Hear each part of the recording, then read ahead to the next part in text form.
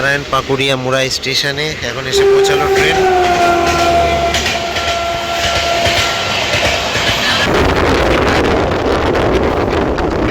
অসাধারণ একটা ওয়েদার। আর এখন আমরা রূপনারায়ণ নদীর উপর দিয়ে যাচ্ছি।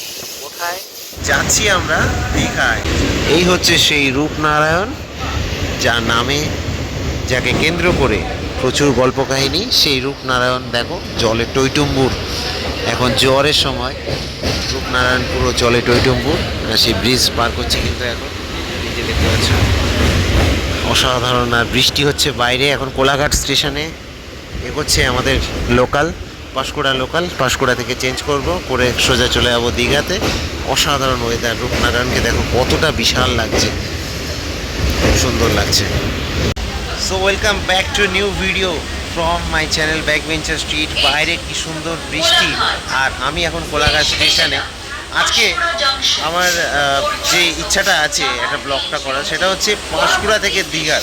আমি বলে রাখি, এখন সময় কিন্তু 10:12, 11টার সময় একটা ট্রেন ছাড়ে মেমো দীঘাতে। এবং এই অসাধারণ ওয়েদারের মধ্যে দিয়ে এই ব্লগটা কিন্তু দারুণ হতে চলেছে। তো অবশ্যই জুড়ে দেখো লাস্ট অবধি। এর আগের ভিডিও না দেখে থাকলে অবশ্যই দেখে নিও, সেগুলো কিন্তু দীঘার রথযাত্রাকে কেন্দ্র করে সেগুলো ছিল। তো অবশ্যই দেখে নিও। চলো তাহলে ভিডিওটা কন্টিনিউ করা যাক। তো এখন কিন্তু মেচেদা স্টেশনে পৌঁছালো। আর সকালবেলা এই ট্রেনটাই কিন্তু ছেড়ে এসেছিল 8:45, 8:30 ট্রেন ছিল এটা, পাঁশকুড়া লোকাল। সেটা এখন মেচেদায় এসে পৌঁছালো। ঘড়ির কাটার সময় যদি দেখাই তো 10:16। এই হচ্ছে মেচেদা স্টেশন। এবং বলে রাখি, সকালবেলা প্রথম যে দীঘা ট্রেনটা ছাড়ে এই মেচেদা স্টেশন থেকেই ছাড়ে, ঠিক আছে? তো আমরা কিন্তু এই মেচেদাকে ক্রস করে পাঁশকুড়া যাব। আর বলে রাখি, এখন কিন্তু যে আসার সময় আমরা দেখলাম যে হাওড়া স্টেশনে যে তাম্রলিপ্ত এক্সপ্রেস, সেটা কিন্তু 3 ঘন্টা লেট। 11টার সময় কিন্তু ছাড়বে তাম্রলিপ্ত এক্সপ্রেস। 3 ঘন্টা না, তারও বেশি লেট। তো সেই তাম্রলিপ্ত এখন জানি না কটার সময় ছাড়বে, বাট এই লোকালটা ঠিকঠাক টাইমে চলছে, এটাই অনেক। এই লাইনে প্রতিটা ট্রেনই মোটামুটি 20-30 মিনিট করে লেটে চলে। তো আমাদেরটা 15 মিনিট লেটে ছেড়েছিল। যাই হোক, চলো তাহলে পাঁশকুড়া গিয়ে কথা হবে।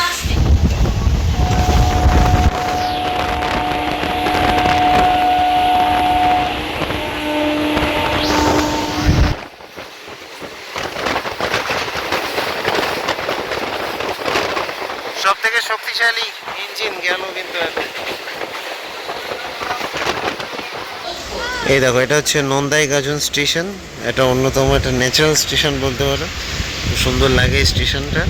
এবং অনেক সময় ট্রেন এখানে এসে দাঁড় করিয়ে দেয়, সেটা হচ্ছে খারাপ লাগে। যাই হোক, এগিয়ে যাব। ওয়েদারটার জন্য আর কি ব্লগটা করা। মারাত্মক সুন্দর ওয়েদার, খুব সুন্দর লাগছে।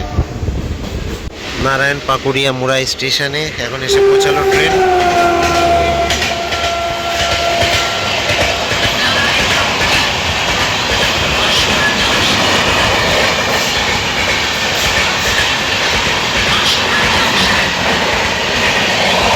রাঁচি থেকে এসছে,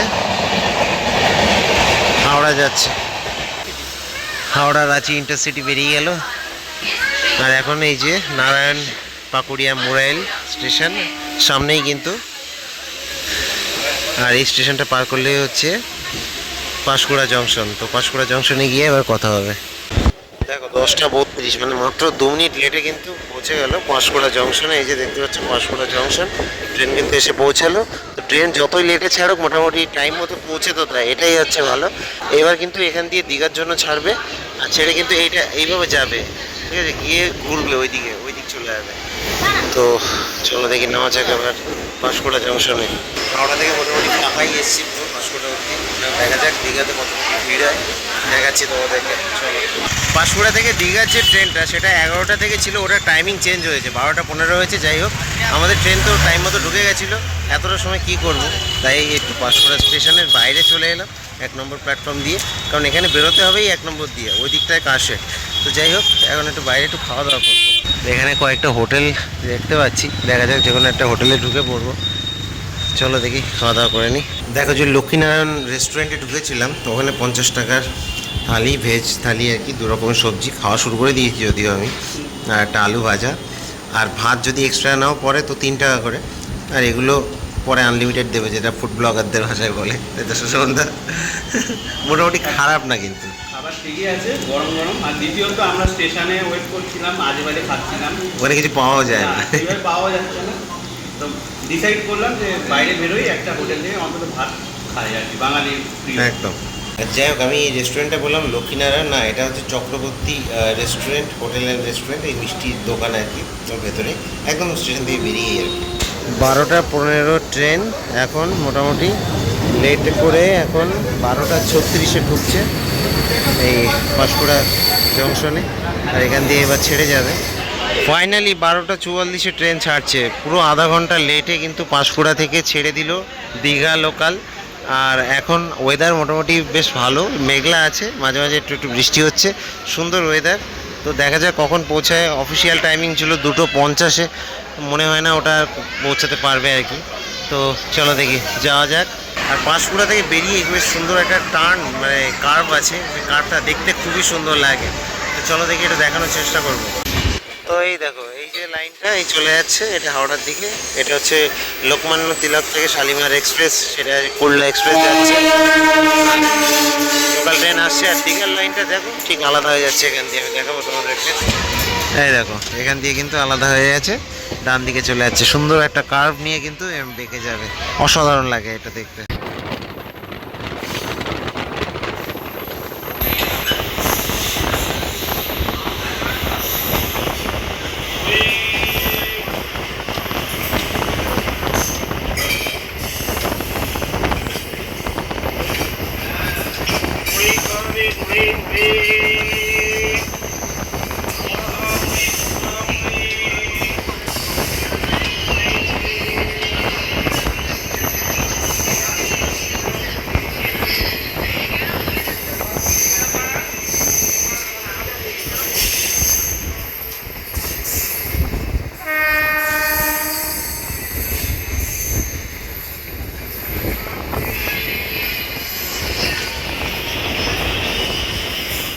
পাঁশকুড়া থেকে ছেড়ে প্রথম রঘুনাথ বাড়ি স্টেশন পড়বে দীঘা যেতে, এবং পুরো ফাঁকা আজকে, কালকে রথ, তবুও আজকে কিন্তু পুরো ফাঁকা। আর এই জায়গাগুলো হেভি লাগে, বেশ সুন্দর।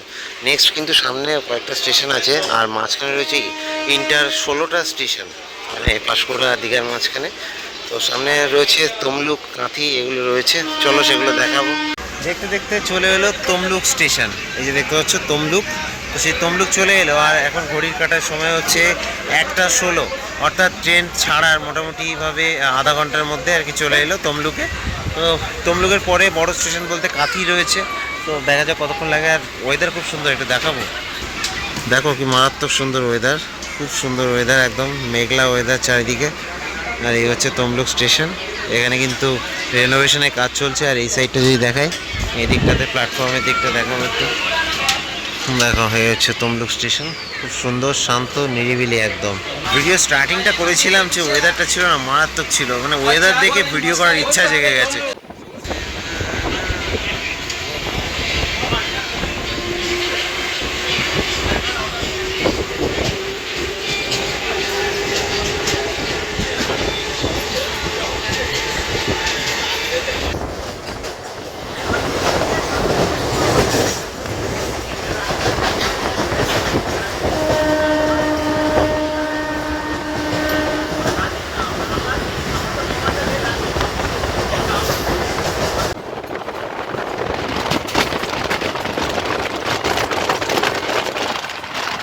ঘড়ির কাটায় 3:38, আর এখন এসে পৌঁছালো নন্দকুমার স্টেশনে।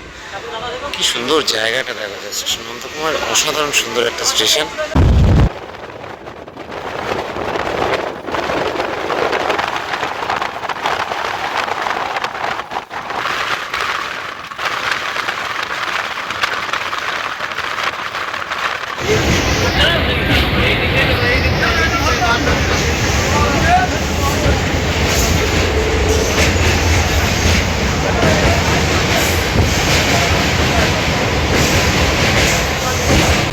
নারায়ণ থেকে শুরু করেছিলাম ভিডিও, আর পার করলো হলদি নদী। সুশোভনদা, কেমন লাগছে? মানে পরিবেশ খুব ভালো আর ওয়েদারও ভালো, কিন্তু প্রবলেম একটাই, আমরা কিন্তু বেরিয়েছি অনেক ভোরে। আর এই ট্রেনের প্রবলেম যেটা, মানে ওয়ার ইজ মাই ট্রেনে দেখাচ্ছে যে 11টা, কিন্তু ট্রেন ঢুকলো আলটিমেটলি মানে প্রায় 12:30। এখানে এসে জানলাম যে 12:15 নাকি ছাড়ার টাইম। এই হচ্ছে ছাড়লো গন্ডগোল। আরো আধা ঘন্টা পরে। হ্যাঁ। তাই নিয়ে খুব গন্ডগোল এই লাইনটাতে, পুরো লাইন জুড়েই ট্রেন ঢুকছে এবার কাঁথি স্টেশনে। তার আগেই একটা রেল ব্রিজ, দেখো কি সুন্দর কার্ভ, এই দেখো কার্ভটা কি সুন্দর, বেশ সুন্দর একটা কার্ভ। আর এই কাঁথি খাল পার করছে এখন ট্রেন।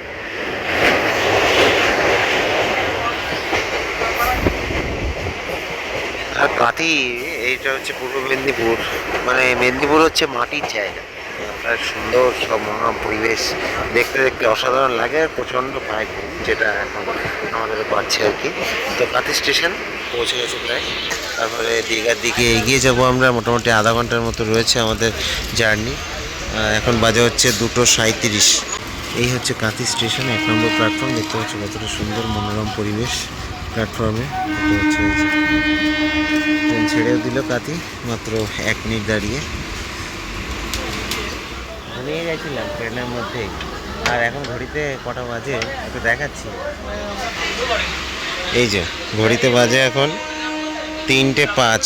আর স্টেশন হচ্ছে রামনগর। রামনগর এসে পৌঁছালো ট্রেন, এরপরে দীঘা।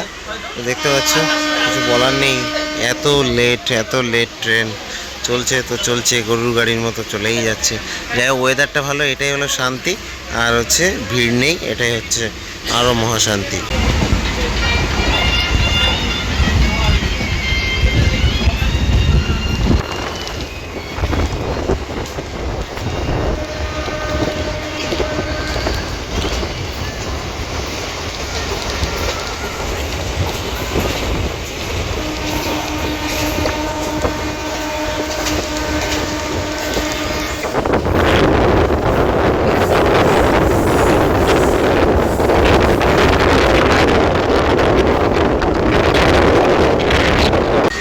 দেখো, রামনগর থেকে ছেড়ে দীঘার আগে ছোট্ট একটা স্টেশন রয়েছে, সেটা হচ্ছে টিকরা।